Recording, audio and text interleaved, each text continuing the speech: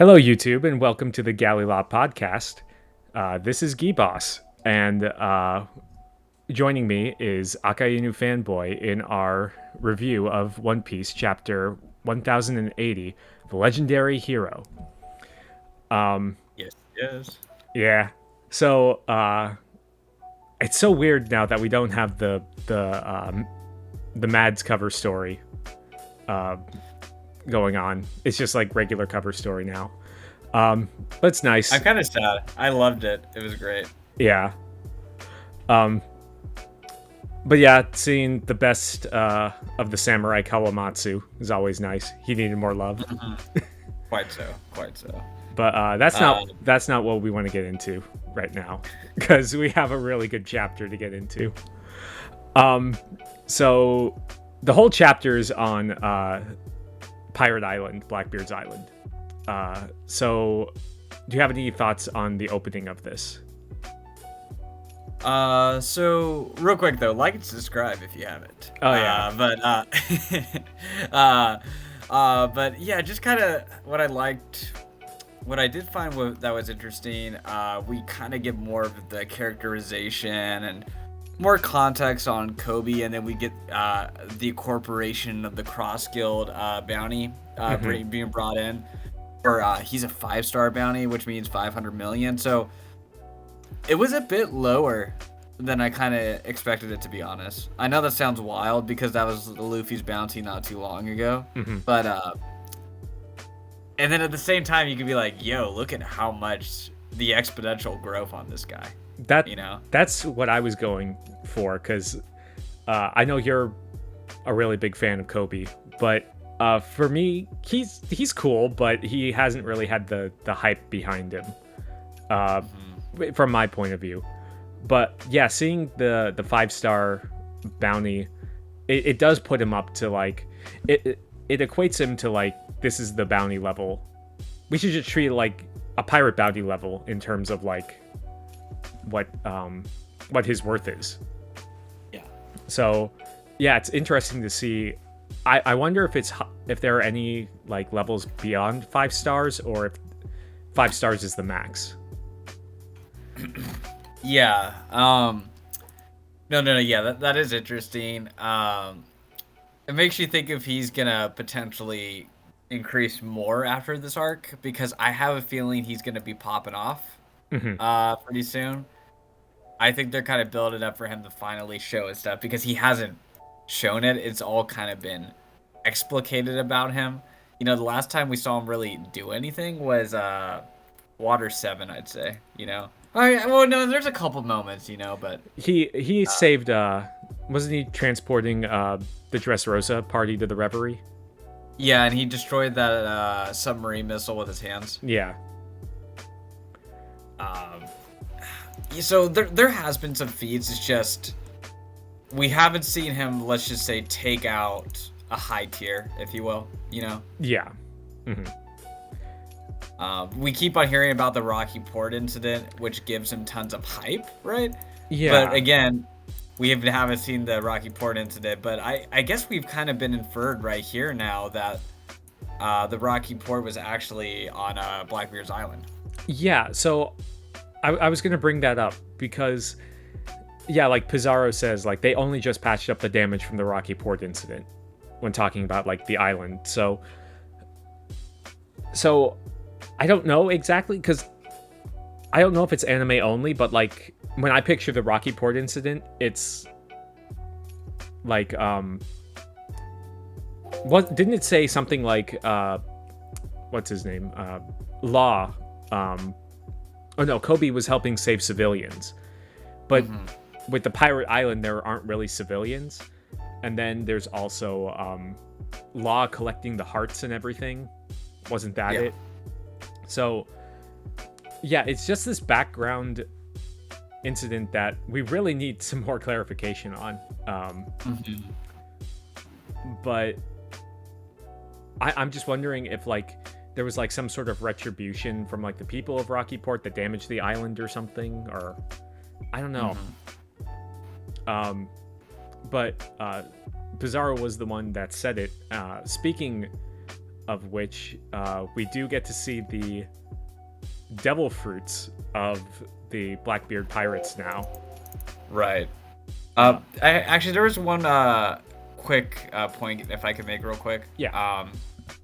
I thought the fact that Blackbeard was enslaving people was really interesting.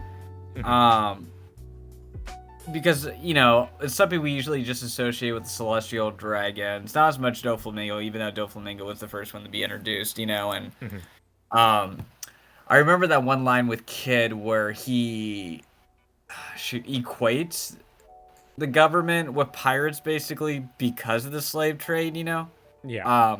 Nagasabodi, if I remember correctly.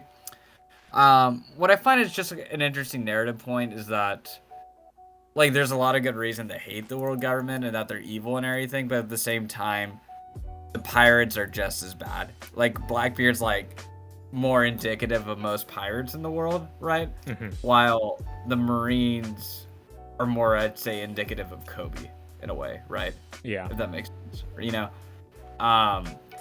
And, like, Kobe could have saved himself, right? But he's giving up his life to potentially to save all these other people. And Blackbeard is just kind of a different side of the coin as the world government when he looked at, like, he wants to be the world government.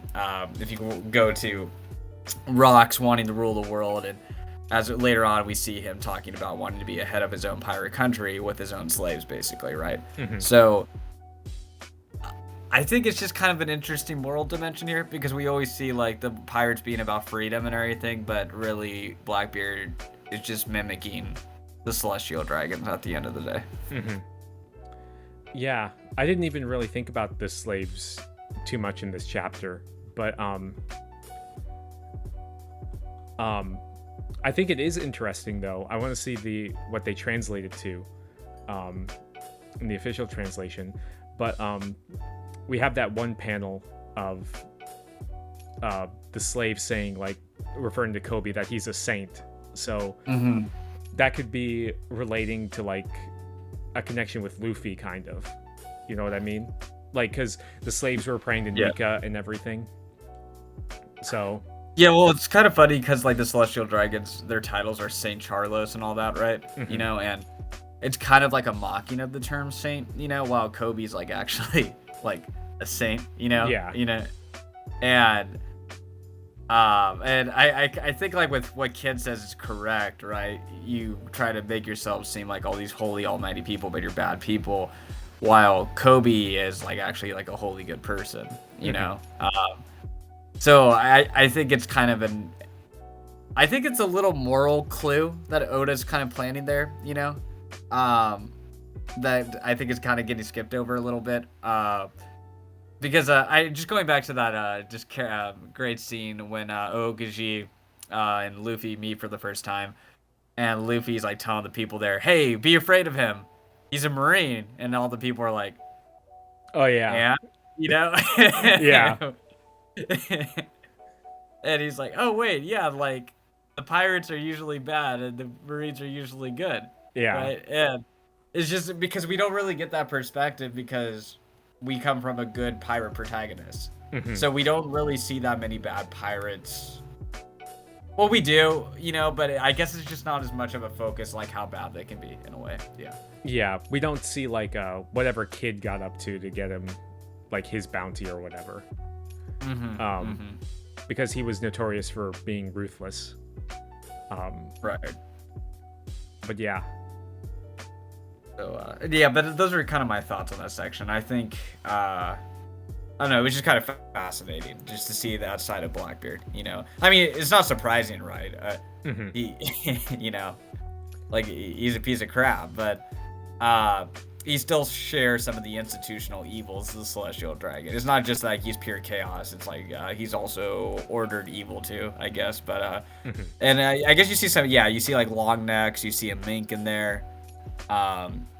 So yeah, pretty. Oh, and a long arm too. Yeah. So kind of interesting. But yeah. So at first I thought the corrupt King Alvalo killed Pika, took his fruit. Yeah. So I don't know if if it's lazy, or because we've seen like with in Dressrosa Mock Vice have basically the stronger version of what was it, Miss Wednesday's fruit in terms of like changing her weight and everything.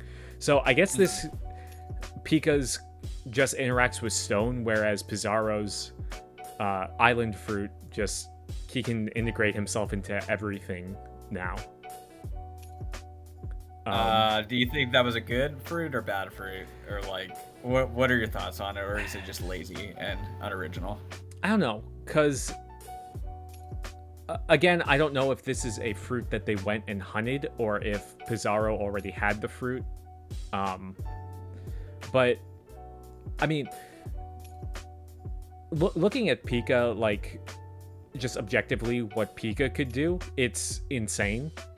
Because he like made himself so big, but also at the same time, he was just a big target. Yeah. So it's funny because last week I was kind of thinking about like the Blackbeard matchups with everything, and I think with like kind of knowing the different powers that they all have now, I think we could have a better sense of who could be fighting who. Yeah. But yeah, I'm not entirely in love. Like Vasco shots makes complete sense. With alcohol and everything. And then we already knew that Sanjuan Wolf had a fruit before he joined Whitebeard, because that's why he's so big. Yeah. So do you think Vasco Shot has a higher chance of fighting Sanji, or is it kind of the same? That's your agenda. I just say it. I was just, we were talking about matchups and everything, and it's a food related devil fruit, I guess, is part of what I mean. Yeah. I don't know. I'm still kicking around the idea of like Burgess, just because Burgess is like one of the original people. Although honestly, it would be between. I could see him also fighting Shiryu because he has the invisibility, but who knows at this point? Yeah. What do you think of Vasco Shot's nose? Or like his face just looked a lot more sinister than usual. He has that armament hockey nose. I guess this could indicate that he's like really drunk or something, but because I don't think he was depicted this way with when he was on the Hancock's Island. Yeah, he looks different. Yeah, because he was also from what I remember, he was still in like his prison attire. Although that might just be me misremembering, but I'm pretty sure he was, because I remembered thinking like that's kind of weird that he's still in that. But it's also interesting that Sanjuan Wolf has what looks like giant clothes on, because he is a giant who is just bigger because of his fruit. Yeah. Mm-hmm. Right. Yeah. So. Yeah. It's interesting. Yeah. Interesting portrayal for sure. Yeah. Maybe we should make a video on potential matchups for everyone. Yeah, because I took an L later on this chapter in terms of a theory, but we'll get to that soon enough. But yeah, that's all I have to say with this. So then we get a you have anything else to say about their powers, or? No, I mean, we didn't learn anything with the exception of the corrupt king. I mean, we basically had a good idea that what was going to happen here, yeah. So the Kobe chain thing I think was kind of interesting though, because it's like it just comes off as like a plot device, I guess, because it's kind of similar with Sanji was having a hard time carrying Luffy on Whole Cake, and all the big mom pirates are getting hits, but they were only getting hits because they wanted to set up the expectation of the Vinsmokes coming in to save Sanji, and this is kind of a similar thing with like Kobe being saved by the lower level Marines too. That's just kind of a similar vibe. I don't know. What were your thoughts on him being all chained up on that like that though?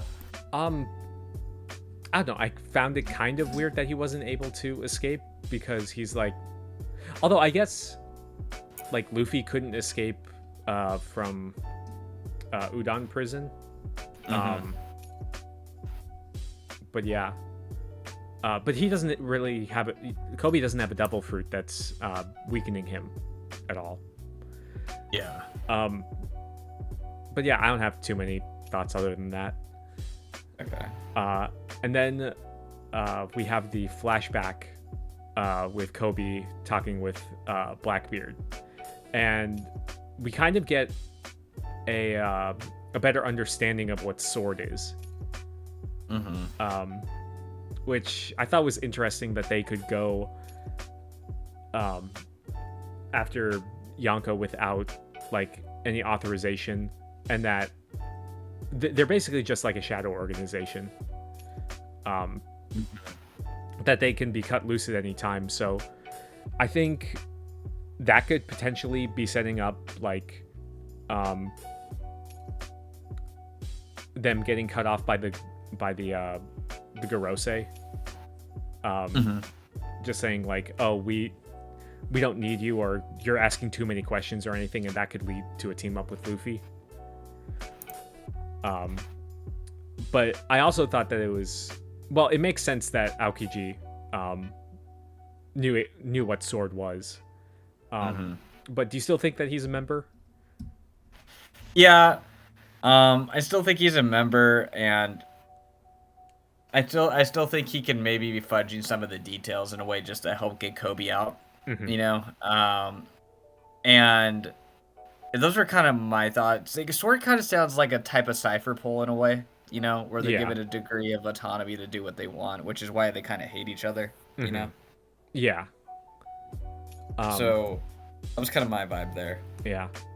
I still find it kind of weird that Aokiji is just like teaming up with Blackbeard, because this is the first time we've seen them together. Yeah.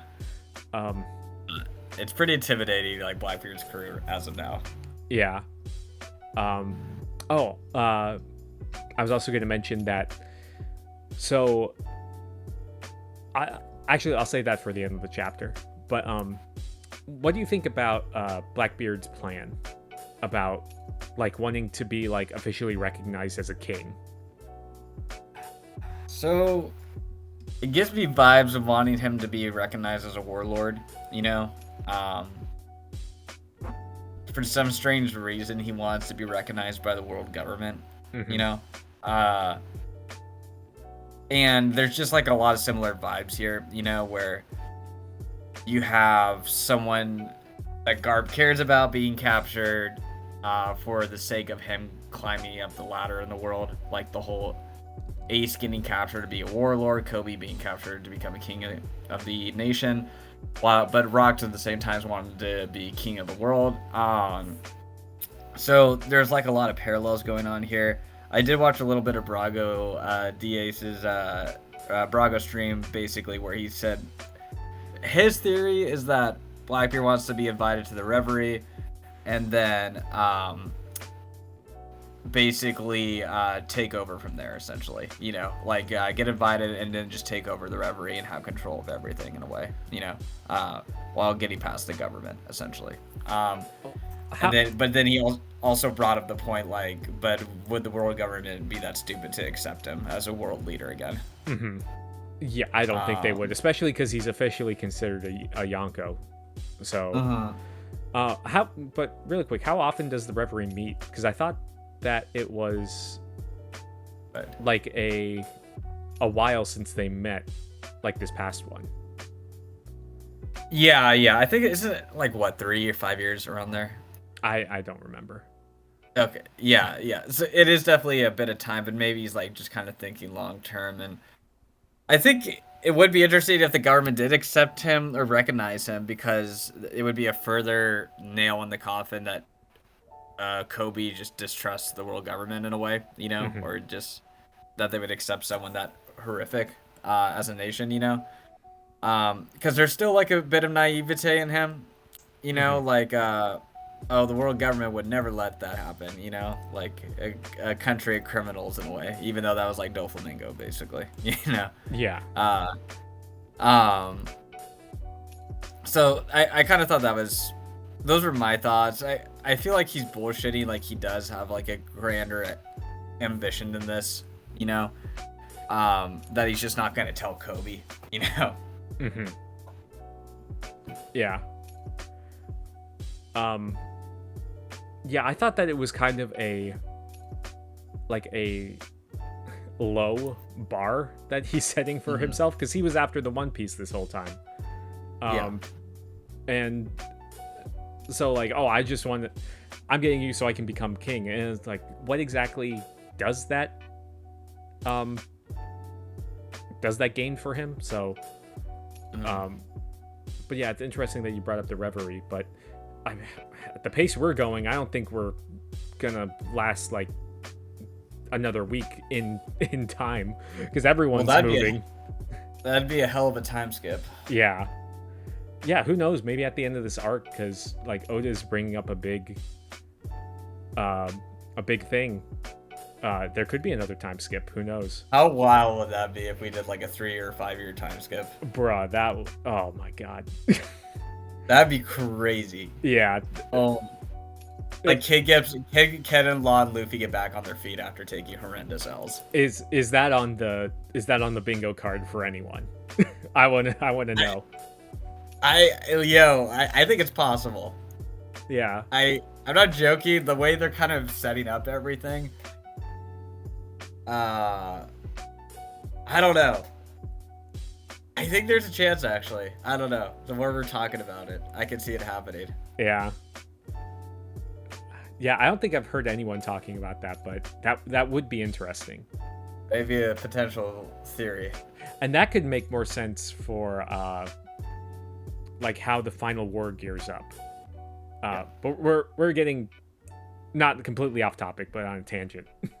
Yeah, maybe video for another time since there's a break, but we'll see. But yeah, I was confused at first, because I was like, why is Perona here to get Kobe, like letting Kobe out? And I was like, oh yeah, she did leave from Mihawk to go find Moria, because she knew Moria was on Blackbeard's island from the newspaper. So I was like, I don't know, it's just those little details that it's like Oda's still keeping in mind all this stuff that yeah. But yeah, then we get the sword members all showing off their powers and kind of corralling all the people, right? All the pirates. So what do you think? We have to discuss that Moria-sama. Oh yeah, is a titan, a monster is within the Blackbeard Island. I don't know what you're talking about, because Moria got off-screened by Blackbeard because he wouldn't join. So did Law. Oh my god. It's okay. You want Blackbeard to off-screen everyone. He off-screened Moria. He's gonna off-screen Law. You want him to off-screen Shanks? Let's do it. I mean, but I will take an L here that I thought Moria was potentially going to be on Blackbeard's crew, because Blackbeard invited him and that didn't happen. So I'll take the L on that one. Yeah. But yeah, I completely glossed over the Moria thing, but yeah, he's another wild card if he's escaping. But yeah, and then we get the sword members. What do you think of their powers and everything? Golem was pretty cool. I liked a lot of his power was pretty sick, actually. I liked it a lot.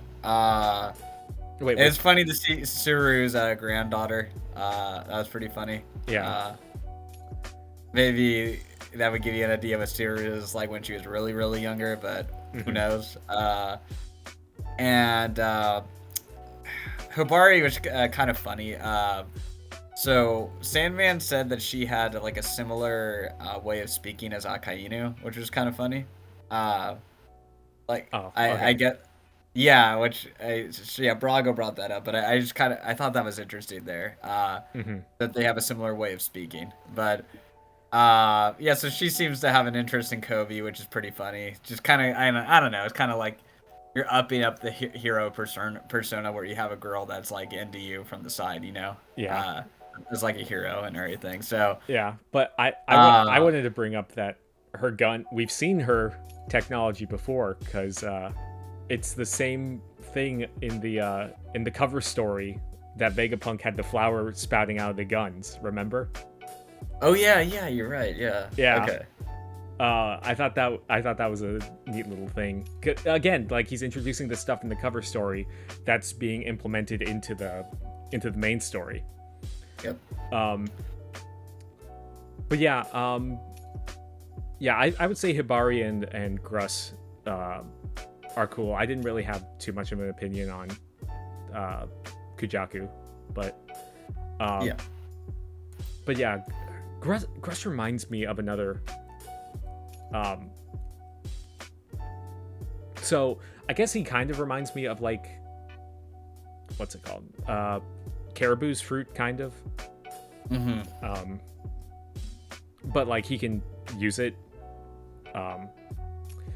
And it's interesting that Tashigi's here too. Yes. So is she a member of Sword, or because it's like I thought only Sword members could go after the Yonko without like authorization. And also, where's Smoker? Where's my man Smoker? Who cares? You know, at the end of the day, Smoker needs more love. He gets nothing. I think he kind of got shat on a little bit in this chapter, to be honest. And I'll get to that more. But one quick thing with the Prince Gruss, so it is fascinating. I guess he's royalty too, on top of everything else, and he's a vice admiral, a part of Sword. So, yeah. So I assume he's moderately strong, you know, as a vice admiral. But it says rear admiral. Get it right. Really? In my translation. Navy HQ Vice Admiral, member of Sword, Prince Gruss. Oh, are you reading? I'm reading on OnePieceChapters.com. Okay. Yeah, I am. Yeah. Oh. I have no idea. Okay, anyway, let's just move on. Yeah.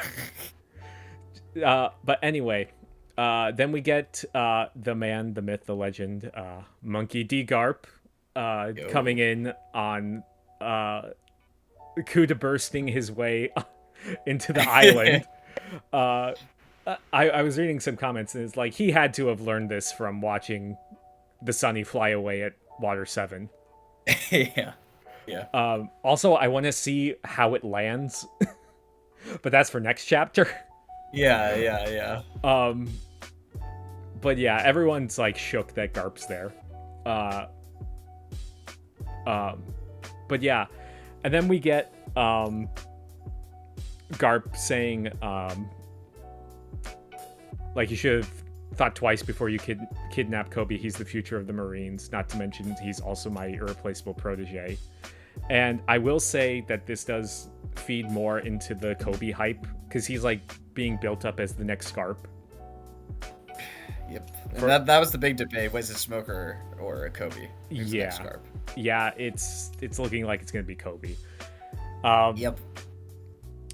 Yeah, which been saying that shit for years. I know you have.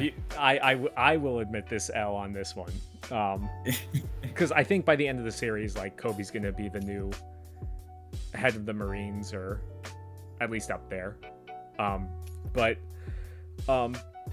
Yeah, and then we get Galaxy Fist, which like is almost equivalent to like Whitebeard's fruit, and it's like it's basically confirmed that Garp has advanced Conqueror's Hockey right now. Yep. And that's amazing, because that means that we can throw out all the data book stuff, because everyone's writing off like, oh well, in the data book it said that he didn't have this type of hockey, so he can never have it. So Potentially we could see that for like any of the Marines now. Like, I mean, of course they have it. I mean, come on. Yeah, like Give me a break. Yeah, like Akainu, I would see having the chance to.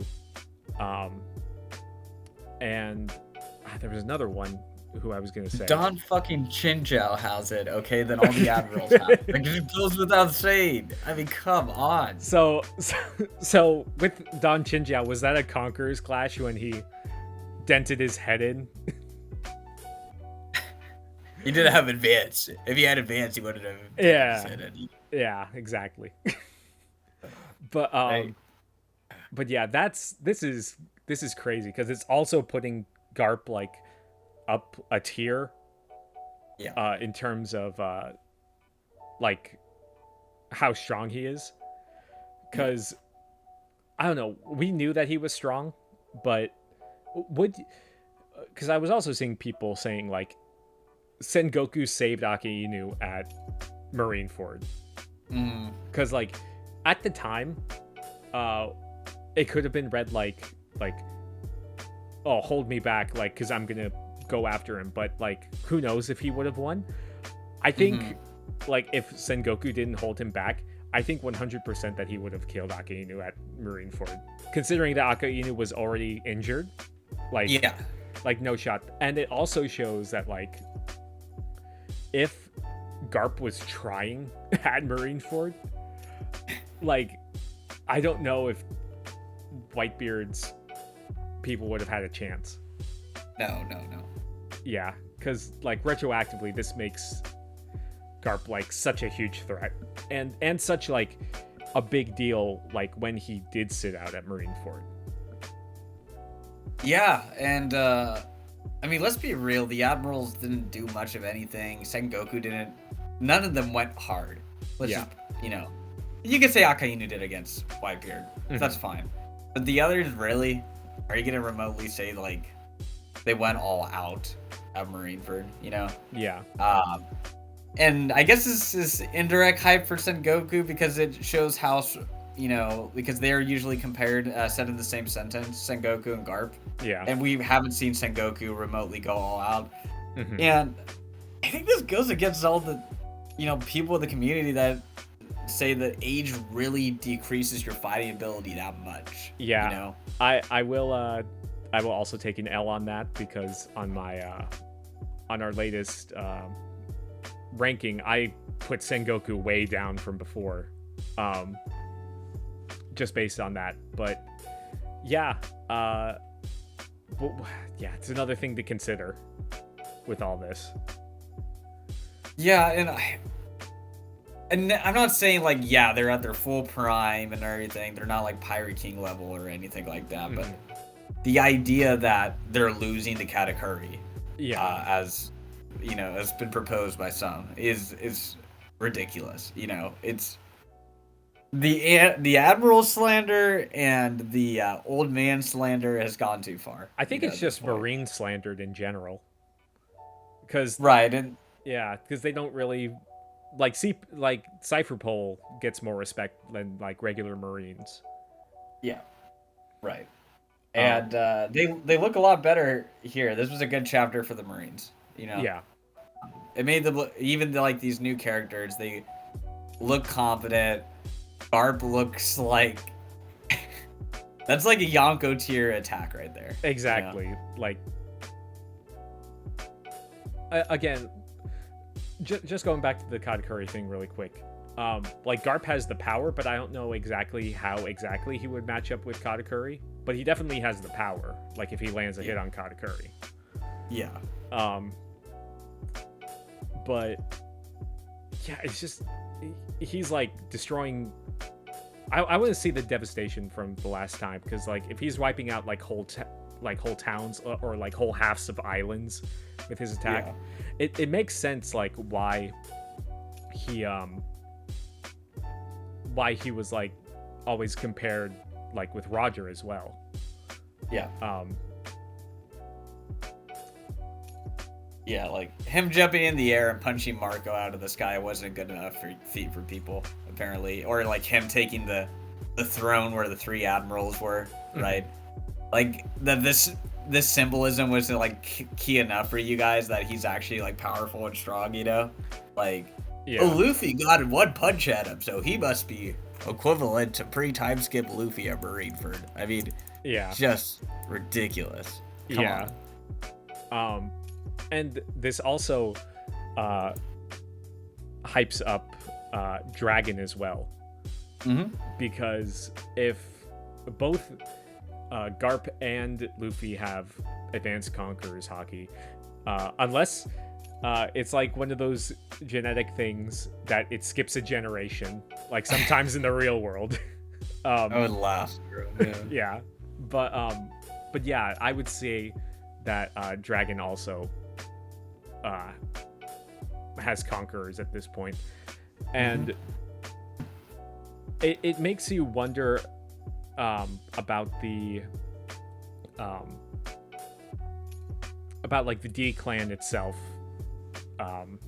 if that has anything to do with it. Right. It's just a lot of hype. Like, just these past 2 chapters have been like big power scaling and feat chapters in terms of like, okay, and I feel like we're getting really into the final saga now, like just the sheer level, because I was also thinking about how look at like East Blue again. It's no wonder it's considered like the weakest sea, because you have people like Captain Kuro running around with his cat paws with blades on them. It's like, if he tried to make it even in the Grand Line, I don't think he would make it. No. But yeah, it's so this is a brutal cliffhanger to leave us on a break week on. Right. So do you think we're going to see some of Kobe's potential in the next couple chapters in terms of fighting capability? Well, I thought I think someone said, isn't Kobe still down there in the middle of the town where he punched? He's fine. Yeah. He's fine. He'll walk it off. But yeah, that does bring up the fact, we were texting a little bit in our group chat. So you thought that, or someone thought that Garp would easily fold like the Blackbeard crew members that are on there, but Blackbeard himself would be too much. I think that was more me. So when you kind of look at those panels with Shiryu and Vasco, they kind of are like, okay, we're gonna have to take care of this guy, you know, as soon as he shows up. And I assume Blackbeard and Garp are gonna clash. You know, I don't think this fight's gonna be interrupted. It is the final saga, and I think some deaths are gonna have to start piling up pretty soon. And this comes off as like Garp passing his will down to Kobe, you know. A revision of Marineford, because like Kobe will actually be rescued while Ace died, you know, because remember how Ace was so complimented, how everybody was giving their lives for him, and Kobe's kind of going through a similar dynamic right now too. Yeah. Oh yeah, is that all you had to say on that? Because I had one more point to bring up. So I could see him giving Garp a really good showing. He KOs some of the Blackbeard pirates. And who knows, maybe he gets close to taking Blackbeard's life, you know, because Blackbeard should be pretty beaten up after fighting Law, right? And then after all that happens, some shady shit happens again, you know? Yeah. Who knows, maybe Aokiji kills Garp. That would be insane. Yeah. But that'd be great. Yeah. But speaking about Aokiji, that's the other point that I wanted to bring up. So we know where everyone is, all the Blackbeard pirates are, because I think that the Kid, Law, and Luffy stuff is all happening simultaneously, and also this. Yeah.